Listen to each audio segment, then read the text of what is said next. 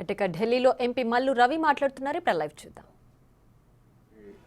నిధులు కానీ ప్రాజెక్టులు కానీ సాధించలేని అన్ని ఈ 10 నెలల్లోనే ముఖ్యమంత్రి గారు సాధించారనే విషయం మీకు లెక్కలతో పాటు ఇప్పుడు మా కిరణ్ కుమార్ రెడ్డి గారు, కావ్య గారు, సురేష్ గారు అందరూ వారి వారి ప్రాంతంలో ఏ రకమైన డెవలప్మెంట్ తీసుకొని వచ్చారు ముఖ్యమంత్రి గారు అని తెలియజేస్తారు.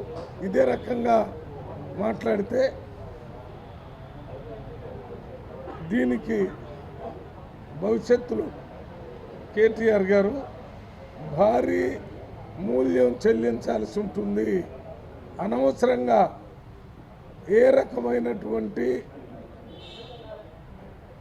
సపోర్టు మెటీరియల్ లేకుండానే ప్రతి దానికి ముఖ్యమంత్రి గారిని, ముఖ్యమంత్రి గారి ఫ్యామిలీని కూడా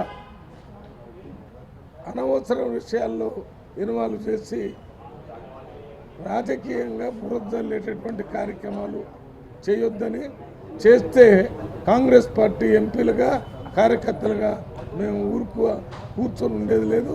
మేము కూడా అదే రకమైనటువంటి కార్యక్రమాన్ని చేస్తామని హెచ్చరిస్తున్నాం.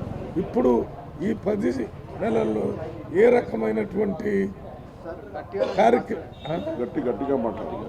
ఈ 10 నెలల్లో ఏ రకమైనటువంటి కార్యక్రమాలు ముఖ్యమంత్రి గారు చేశారో ప్రజలందరికీ తెలుసు. అయినా మరొక్కసారి ఆ లెక్కలన్నీ కూడా ఇప్పుడు కిరణ్ కుమార్ రెడ్డి గారు మాట్లాడారు.